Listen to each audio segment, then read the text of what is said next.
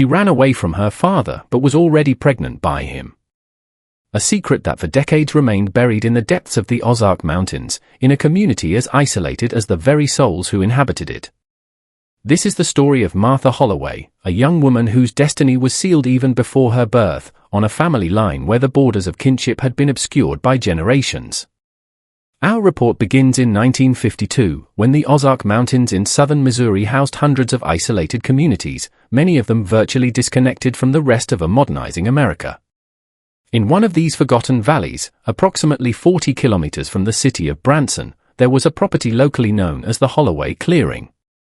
There, 3 generations of the Holloway family had built a practically self-sufficient existence with little contact with the outside world.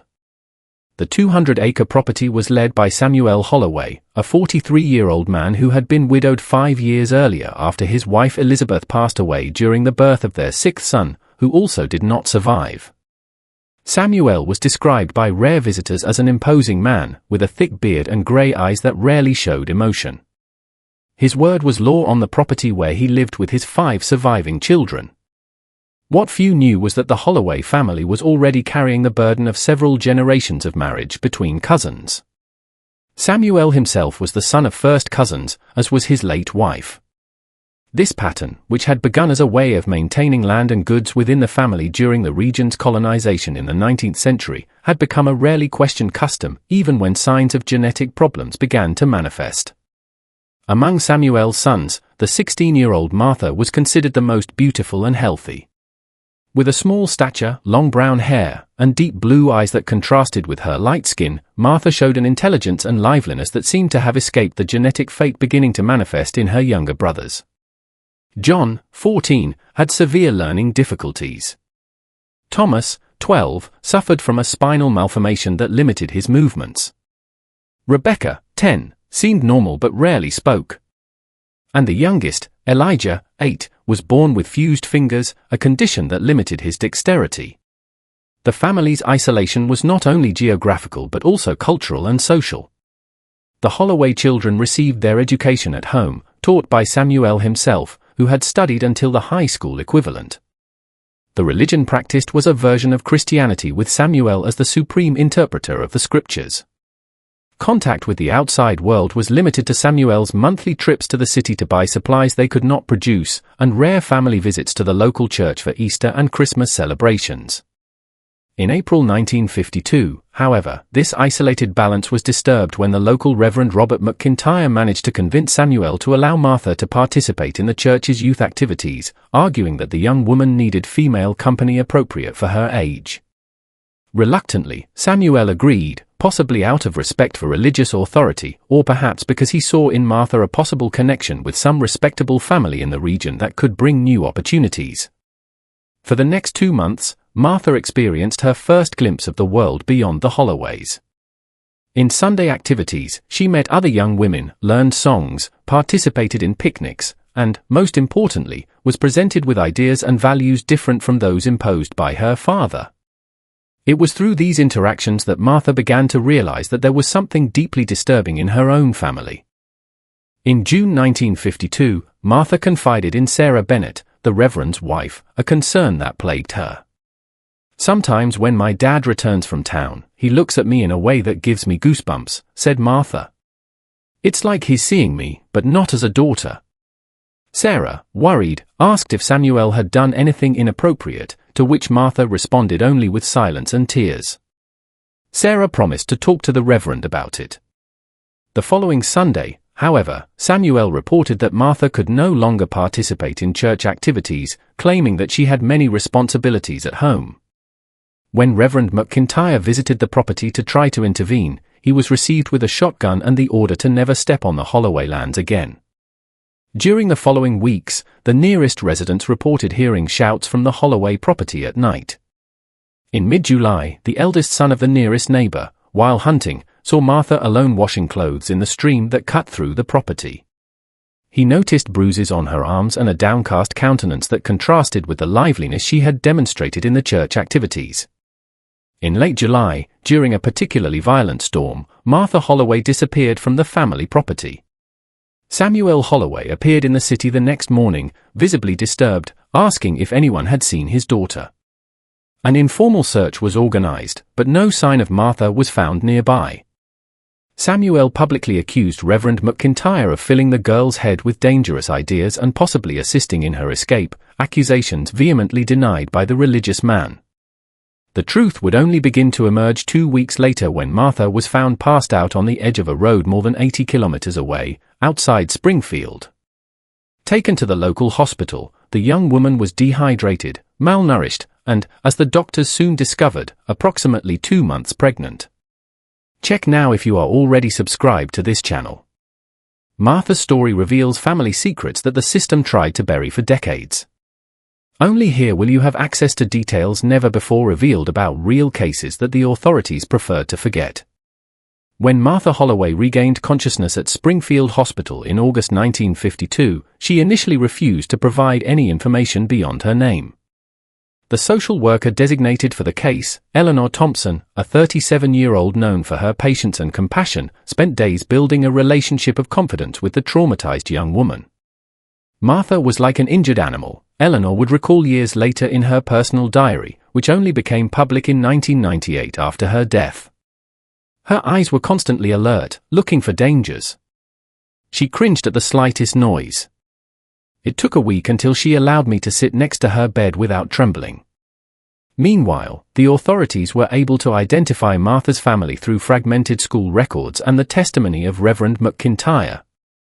When informed about his daughter's whereabouts, Samuel Holloway immediately demanded her release and return to family custody, citing his right as a father and legal guardian. It was during the second week of hospitalization that Martha finally began to share her story with Eleanor, in reports interspersed with crying spells and long silences. Martha revealed the horror she had lived in the months before her escape. "After I stopped going to church, Dad started to lock me in the basement when visitors arrived," said Martha. "He told my brothers that I was sick. At night, after everyone slept." At this point, as recorded by Eleanor, Martha often interrupted her report, unable to verbalize the events. Over the days, the full picture emerged. Samuel had begun to visit Martha's room at night, initially just to observe her, according to the young woman. These episodes evolved to forced intimate contacts, always accompanied by threats of punishment to the younger brothers if she resisted or told anyone. He said that this was how families kept the purity of blood, Martha told the social worker. "My own mother had been not only my mother, but also my aunt, and that it was normal in the families of the mountains." The most disturbing revelation came when Martha explained why she had fled that particular July night. "I heard Dad talking to Uncle Jeremiah about marrying me to my cousin Walter when he returned from the army. Walter is Uncle Jeremiah's son with Aunt Catherine, who was my mother's sister. I knew I would never get out of that cycle again." Martha had planned her escape for weeks, hiding small amounts of food and keeping the few cents she got when her father wasn't looking. On the night of the storm, when the family's attention was focused on protecting the property against possible floods, she escaped through her bedroom window with only the clothes on her body and a small bundle containing her most basic belongings. "I walked for days, sleeping in barns and hiding when I thought it was safe," she said. "I just wanted to get to a place where no one knew me, where I could start over." The case of Martha Holloway presented a complex legal and ethical dilemma for the 1952 authorities. On the one hand, there were very serious accusations against Samuel, which, if proven, constituted heinous crimes. On the other hand, there was a social stigma involving issues related to family intimacy, something rarely discussed openly at that time, especially in conservative rural communities. District Prosecutor Howard Jenkins, a middle-aged pragmatic man known for his discretion, initially opted for a cautious approach. Instead of immediately filing criminal accusations against Samuel Holloway, which would be difficult to prove without physical evidence beyond Martha's testimony, Jenkins requested that the judge, William Cuthus, issue a temporary protection order, preventing Samuel from having any contact with his daughter. Judge Cuthus, a 62-year-old man known for his traditional stance on family issues, surprised many by granting not only the protection order but also by determining a broader investigation into the living conditions of Samuel Holloway's other children. The charges made by the minor Martha Holloway are so serious in nature that this court cannot ignore the possibility that other minors residing on the Holloway property may be at risk, the judge wrote in his decision of August 28, 1952. The subsequent investigation revealed a generational pattern of consanguineous relationships in the Holloway family dating back to at least 4 generations. Parish records and birth certificates showed multiple marriages between first- and second-degree cousins, and in at least 2 previous cases, relationships between uncle and niece had been formalized through counterfeit weddings. Dr. Harold Winters, a physician designated to examine Martha's brothers, documented a series of conditions he attributed to the effects of prolonged consanguinity. The 4 minors have signs consistent with recurring genetic problems in consanguineous lineages, including cognitive disabilities, physical malformations, and atypical development. A clear danger for any future offspring. While the investigation continued, Martha remained under state care, initially in the hospital and later in a temporary home administered by Catholic nuns around Springfield. It was there, in September 1952, that Martha tried to take her own life upon discovering that her pregnancy had been confirmed beyond any doubt. She ingested a significant amount of cleaning products, said Sister Mary Catherine, the home supervisor. When we found her, she repeated that she couldn't bring another deformed creature into the world, that the blood was contaminated and it would be better for everyone if it ended there. After the attempted suicide, Martha was transferred to a psychiatric institution in St. Louis, where she remained under constant observation. Doctors debated intensely about how to proceed with the pregnancy. In 1952, the intentional termination of pregnancy was not only illegal in most circumstances but also considered morally unacceptable by much of society, even in extreme cases such as Martha's. Dr. Lawrence Friedman, the chief psychiatrist responsible for the case, described in his notes the ethical dilemma he faced. The patient is clearly traumatized by the prospect of carrying a pregnancy resulting from improper relationships with her own parent. The risk of a new suicide attempt is significant. Perhaps terminating the pregnancy would better serve the patient's immediate psychological well-being. While Martha struggled with her reality in the psychiatric institution, Samuel Holloway finally faced the legal consequences of his actions.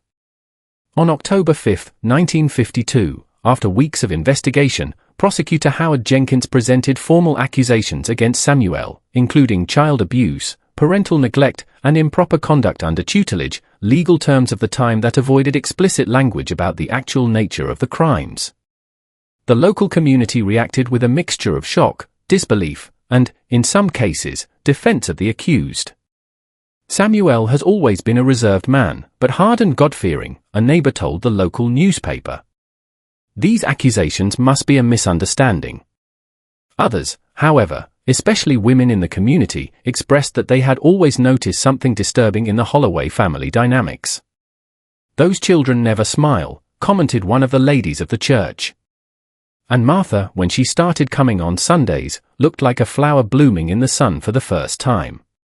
There was a hunger in her eyes, not for food, but for something she never had. The winter of 1952 to 1953 was particularly rigorous in the Ozark Mountains. In mid-January, a significant advance occurred when Martha expressed for the first time curiosity about the development of the baby she carried. She asked if the child would necessarily be born with problems, if there was any chance that it was normal, despite the circumstances of its conception, said Dr. Blackwell. I explained in the most honest and compassionate way possible that while the risk of genetic complications was greater due to consanguinity, it was not an absolute certainty. While Martha slowly rebuilt some sense of hope in St. Louis, the situation of her brothers had become the object of intense legal and social debate. Following Samuel Holloway's arrest, the 4 minors were temporarily placed under the care of different adoptive families, a decision that the Child Welfare Department justified as necessary to properly assess each child's specific needs. John, the eldest of the brothers at 14, was placed with the Patterson family, Methodist farmers with experience in welcoming children with learning difficulties. Thomas, 12, due to his physical condition, was allocated to the Williams, a family where the father was a nurse and could assist in his specific care. Rebecca, 10, initially remained with the family of Reverend McIntyre, who felt particularly responsible for the fate of the Holloway children. The youngest, Elijah, 8, was welcomed by the Coopers, a childless couple who had recently completed training for adoptive parents. The adaptation of the children to these new environments was, as expected, challenging. The minors show consistent behaviors with prolonged social isolation and exposure to traumatic family dynamics, said social worker Marian Hendricks in her December 1952 follow-up report. Particularly remarkable is the tendency of the four brothers to communicate with each other through gestures and expressions that appear to constitute their own language, possibly developed as a protection mechanism. Rebecca, the 10-year-old sister who rarely spoke, surprised everyone when, after 6 weeks at the McIntyre house, she began to communicate verbally, not with adults, but with the Reverend's daughter, a girl of a similar age. Mrs. McIntyre reported hearing the girls talking in the shared room, with Rebecca describing in disturbing details the special games that her father made Martha play when he thought the other children were sleeping.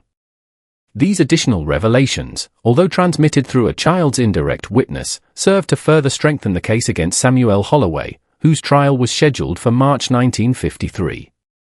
Samuel, in turn, remained in the county jail, refusing to admit any irregularity and insisting that his family practices were protected by religious freedom and the natural right of a father to rule his own home. He found an unlikely ally in his state-designated lawyer, Clayton Morris, an extremely religious man who, although personally disgusted by the accusations, firmly believed in the constitutional right of defense for all accused. My client categorically refutes the allegations presented and maintains that his actions have always been guided by his family's welfare, Morris told the local press. We question the reliability of the testimony of an emotionally disturbed teenager and the legality of the way children were removed from the family residence. The third drama unfolded on the Holloway property itself, now abandoned and under continuous investigation. In January 1953, during a thorough search of the premises, authorities discovered a hidden compartment under the floor of the main house containing family documents dating back to 1865.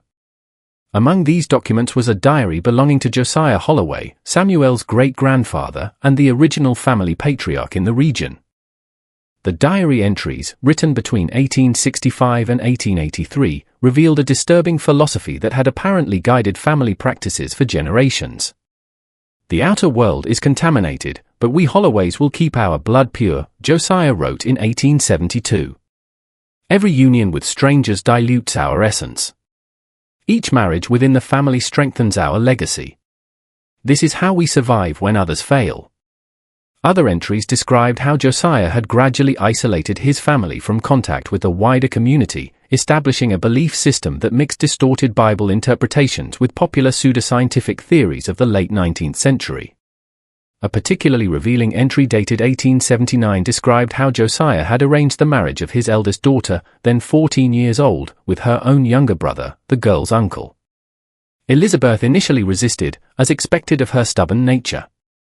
After 3 weeks in the basement of the healing house, she finally accepted the divine will and her responsibility to the purity of our lineage. The discovery of these documents provided not only additional evidence against Samuel but also a broader historical context to understand how abusive practices had perpetuated throughout generations, camouflaged under a facade of religious isolation and self-sufficiency. If you have already felt your heart tighten when you think of the silent pain that Martha carried, comment now, Martha deserves justice. This simple act shows that you see beyond appearances and recognize the suffering of those who cannot speak for themselves. On March 10, 1953, Samuel Holloway's trial finally began at the county court, an event that attracted attention not only from the local community but also from journalists from St. Louis and Kansas City. The case had gained regional notoriety, not so much for the specific details of the accusations, which the newspapers of the time dealt with extreme caution and veiled language, but for what it represented in terms of tension between isolationist family practices and evolving social and legal standards in the post-war era. Prosecutor Howard Jenkins, aware of the sensitivity of the case and the difficulties of obtaining convictions in cases involving intimate family relations at that time, built his argument around the most easily proven aspects of Samuel's behavior: the forced isolation of the children, the deprivation of adequate education, the unhealthy conditions of the property discovered during investigations, and the physical mistreatment documented by the doctors who examined the minors. Jenkins's strategy was complemented by testimonies from experts who contextualized the dangers of prolonged consanguinity. Dr. Harold Winters, who had examined the younger brothers, presented photographic and medical evidence of the children's physical and cognitive conditions, which he directly attributed to the deleterious effects of reproduction within a restricted genetic group over multiple generations. Dr. Richard Montgomery, a geneticist at the University of Missouri invited as a specialized witness, explained to the jury how consanguinity dramatically increased the risk of manifestation of problematic genetic characteristics. When closely related people generate children, the risks that the child inherits 2 copies of potentially harmful genes increase significantly. The chances of a negative result are much greater. Martha, still in an advanced state of pregnancy, did not personally attend the court. Instead, her statement was filed in the form of a deposition previously recorded in the presence of a judge, the prosecutor, and the defense lawyer.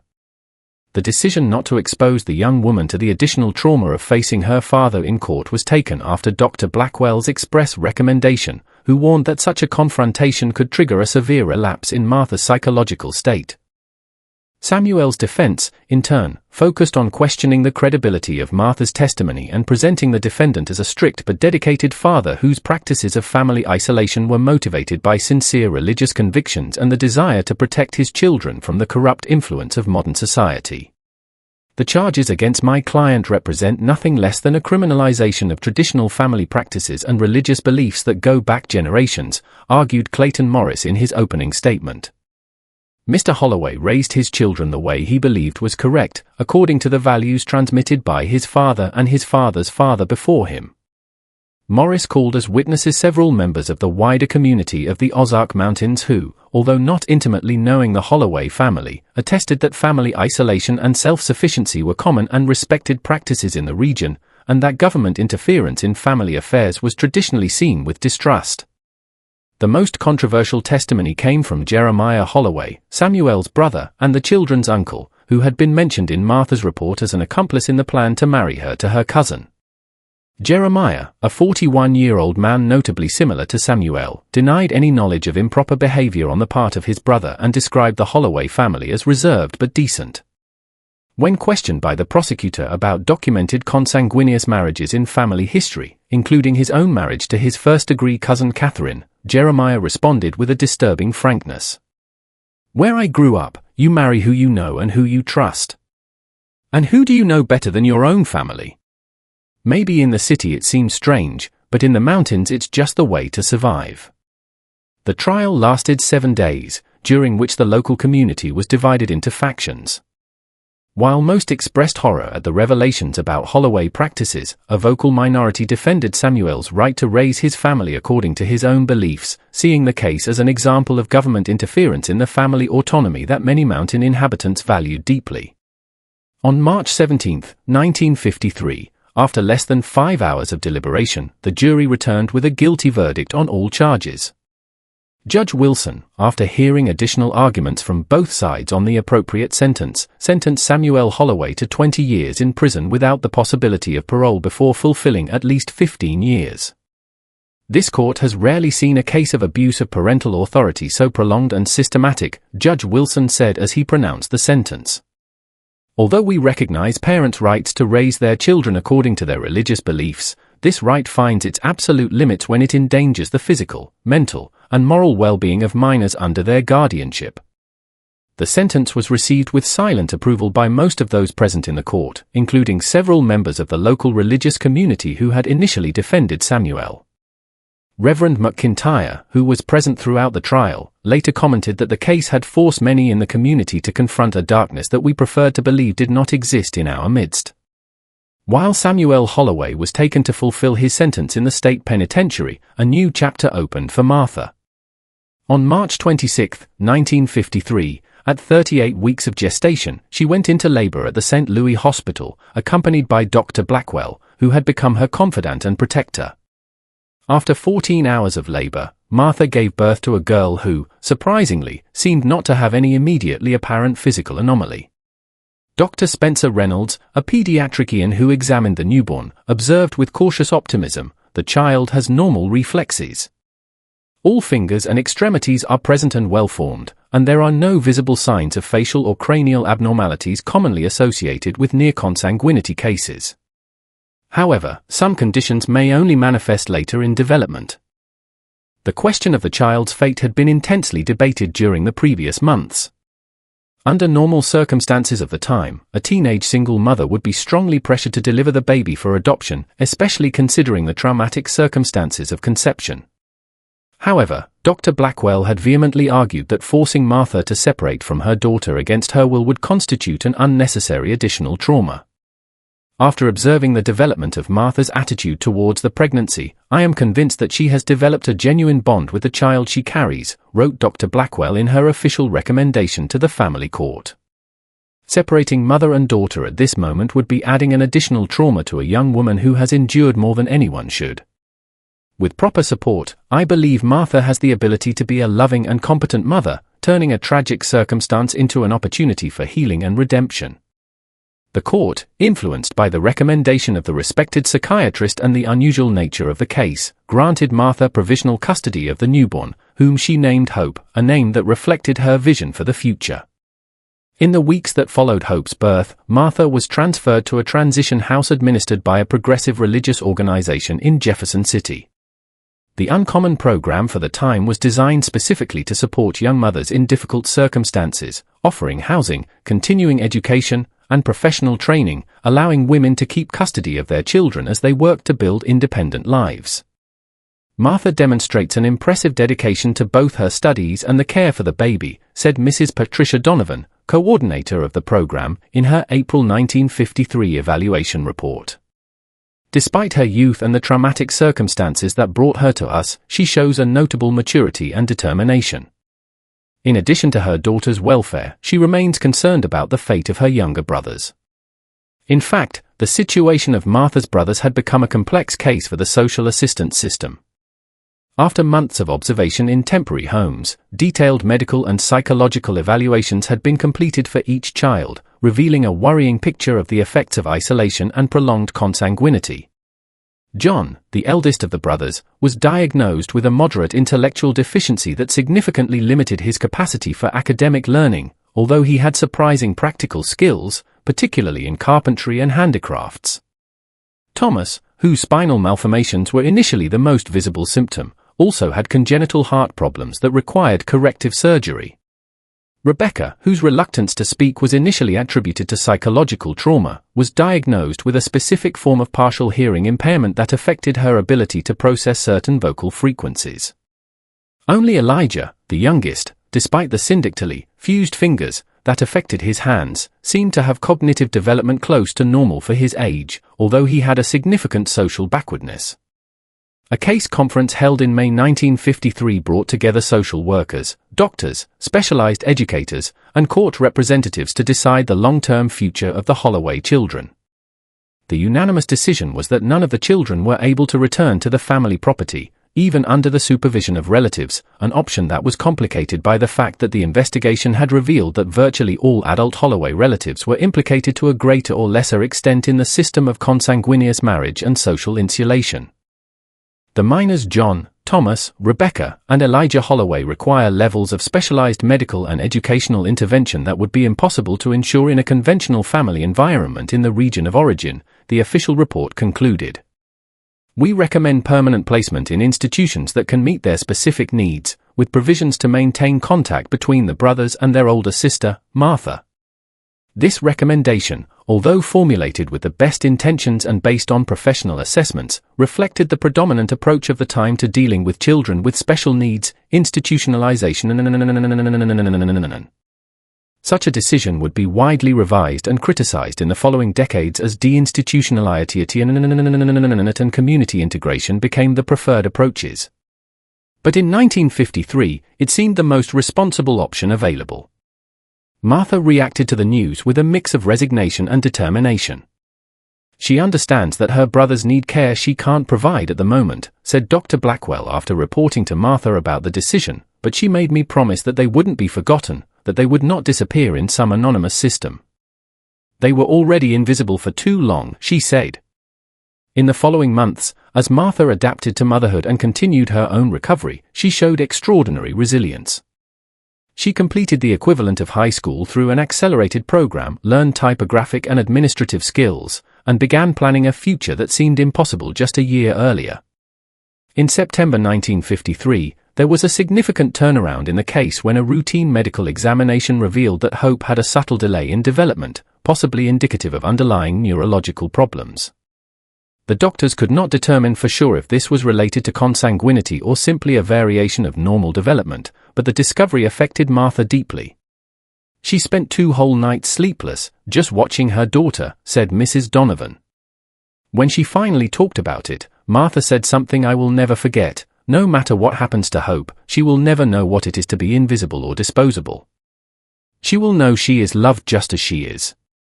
Martha's commitment to Hope's welfare, despite the traumatic circumstances of conception and potential developmental challenges, deeply impressed the professionals who worked with her. Dr. Reynolds, who continued to monitor Hope's development, observed in his notes, "I rarely witness such an intense and healthy mother-daughter bond, especially considering the mother's age and underlying trauma." Holloway seems to have the remarkable ability to completely separate the child from the circumstances of her conception. In November 1953, 9 months after Samuel Holloway's trial, an unexpected incident brought the case again to public attention. Jeremiah Holloway, Samuel's brother who had witnessed in his defense, was arrested after a revealing investigation began by his own wife, Catherine.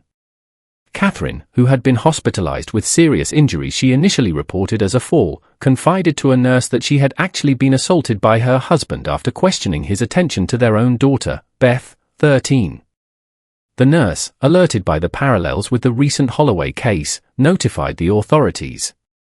The subsequent investigation revealed that Beth Holloway showed signs of inappropriate intimate experiences, and the girl eventually confirmed that her father had begun to visit her at night after her Uncle Samuel's trial, telling her that now it was her responsibility to keep the family tradition alive. Jeremiah Holloway was arrested and accused of crimes similar to his brother's. During searches on his property, located approximately 10 kilometers from the original Holloway clearing, the authorities discovered a collection of correspondence between Jeremiah and Samuel dating from decades, which explicitly documented how the family had systematically perpetuated practices of consanguinity for generations, justifying them through a distorted mixture of religiosity, pseudoscientific theories about blood purity, and paranoid distrust of the outside world. The most disturbing letter, written by Samuel to Jeremiah just 3 months before Martha's escape, detailed, "I'm preparing Martha to continue our pure lineage. She carries the best of our blood with few of the defects that affect others. If Walter doesn't return from the army in time, it may be better for me to get the next generation." These additional revelations not only retroactively strengthened the case against Samuel but also exposed the systematic extension of abusive practices within the Holloway clan, leading to a broader investigation that would eventually implicate 3 more adult members of the extensive family in similar behaviors. For Martha, the news about her uncle brought complex feelings. She expressed both validation, because her testimony was fundamentally confirmed, and deep sadness for her cousin Beth, who now faced a trauma similar to hers. Dr. Blackwell reported that Martha specifically requested the opportunity to write a letter to Beth, saying that perhaps the only person who can really understand what she is going through is someone who has lived the same nightmare. Martha's letter to Beth, preserved in the case archives and later published with permission as part of a study on family trauma survivors, became a remarkable document for its compassion and wisdom beyond her author's years. Dear Beth, you don't know me, but we are cousins. More importantly, we are survivors of the same darkness. I want you to know 3 things that took me a long time to learn, but that changed everything for me. First, what happened was not your fault. Nothing you did or could have done prevented it. Second, you are not contaminated or ruined. What they did to our bodies does not define who we are. Third, it is possible. A world where we will decide who we will be. With hope. Your cousin, Martha. The summer of 1954 brought significant changes to Martha Holloway and her daughter Hope, now 15 months old. Thanks to her exceptional performance in Dr. Blackwell's transition program and the continuous support of the psychiatrist, who had become not only her therapist but also an informal mentor, Martha managed to get a job as an administrative assistant at a medical clinic in Columbia, Missouri, sufficiently far from the Ozark Mountains to offer a new beginning, but close enough to allow regular visits to her brothers. Martha demonstrates a remarkable ability to transform her traumatic experience into motivation to help others, said Dr. William Harrington, director of the clinic who hired her. Her natural empathy, combined with her first-hand knowledge of system failures, makes her exceptionally effective in helping patients navigate complex social and medical services. Hope, while presenting light developmental delays that required regular therapy, was a cheerful and affectionate child. The doctors remained cautiously optimistic, noting that many of the problems they initially feared had not manifested. While some subtle difficulties of fine motor coordination and sensory processing are present, the child demonstrates cognitive and emotional development within acceptable parameters for her age, said Dr. Reynolds in his June 1954 follow-up assessment. Martha had established a structured routine, dividing her time between work, Hope's care, and monthly visits to her brothers, who were housed in two different institutions, John and Thomas at the Hadley Institute for Special Needs, and Rebecca and Elijah at the Springfield State Center for Children's Rehabilitation. Although the institutions were more than 100 kilometers from each other, Martha made a point of visiting both regularly, often traveling by bus for hours to spend a few precious hours with each pair of siblings. It is remarkable the effect that Martha's visits have on the behavior and emotional well-being of the Holloway children, said Dr. James Peterson, a psychologist at the Hadley Institute. John in particular, who usually demonstrates little emotional response to social interactions, completely transforms himself in the presence of his sister. His language becomes clearer, his affection more appropriate, and he displays a sense of humor that remains hidden in other circumstances. In October 1954, a significant event took place when Reverend McIntyre and his wife, who had kept contact with Martha throughout the process, visited Columbia with an unexpected proposal. The couple, now in their 50s, with adult children who had left the home, offered to adopt Rebecca and Elijah, the two younger brothers of Martha, who presented the less severe medical challenges. After a lot of prayer and reflection, we have come to the conclusion that God is calling us to offer a home to these children, explained the Reverend McIntyre to Martha during the meeting. We cannot undo what was done to them, but we can offer them a loving family and the care they deserve. The proposal put Martha in an emotionally complex position. On the one hand, the opportunity to have her younger brothers in a genuinely loving family environment instead of an institution seemed an unexpected miracle. On the other hand, she felt a deep responsibility for all her brothers and was concerned that the separation of John and Thomas could be interpreted as abandonment. After weeks of intense conversations with Dr. Blackwell, additional visits to both institutions, and long discussions with the McIntyres about their expectations and commitments, Martha finally gave her support to the adoption. The most important thing to me is that they know that they are still my brothers, that we are still a family, just organized in a different way now, she explained to the McIntyres. The adoption process, which began in November 1954, faced significant bureaucratic challenges, partly due to the high-profile case associated with the children and partly due to the institutional policies of the time that often discouraged the adoption of children with special needs. However, with the support of several professionals who had worked on the Holloway case, including Judge Corthus and Dr. Blackwell herself, the process advanced. In April 1955, the court finally approved the adoption of Rebecca and Elijah by the McIntyres, with the specified condition that Martha would maintain regular visitation rights. The McIntyres, demonstrating a remarkably progressive understanding for the time, not only accepted this condition but actively embraced it, recognizing the vital role that Martha played in her brother's emotional life. "We are not replacing Martha as a familiar figure," Mrs. McIntyre explained during the final adoption hearing. "We are just expanding the circle of love and support around these children who have already suffered more than any child should."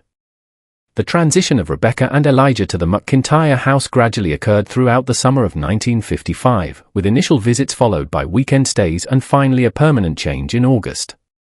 Martha actively participated in the process, working with therapists and educators to ensure that the transition was as non-traumatic as possible. John and Thomas, meanwhile, remained at the Hadley Institute, where they continued to receive the specialized treatment their conditions demanded. John, now 17, had developed considerable joinery skills under the guidance of a patient instructor, creating surprisingly intricate and beautiful wooden pieces despite his cognitive limitations. Thomas, 15, had undergone 2 corrective surgeries for his spinal condition, and although still facing significant mobility challenges, showed consistent progress in his physical rehabilitation. Martha continued to visit them faithfully, taking Hope with her to ensure that the girl knew her uncles from an early age. It is important to me that Hope grows up understanding that family is not defined by what seems normal to others, but by love and commitment, Martha explained to Dr. Blackwell during one of her less frequent sessions, now performed more as well-being checks than as intensive care. In November 1955, an unexpected development occurred when Martha received a letter from Samuel Holloway, sent from the state prison where he was fulfilling his sentence. It was Samuel's first attempt to communicate since his condemnation, and the content of the letter revealed a mind still unable to fully recognize the nature of his crimes. My dear Martha, I hope this letter finds you sorry and seeking the forgiveness that only a father can grant. I have prayed for your soul and for the child born of our pure blood. The world will try to convince you that what we had was wrong, but you and I know the truth about our special mission. When I am released, we will rebuild our family as it should be. Lovingly, Samuel Holloway. Martha, deeply disturbed by the letter, immediately handed it to the authorities and requested a formal restriction order, which was promptly granted. The incident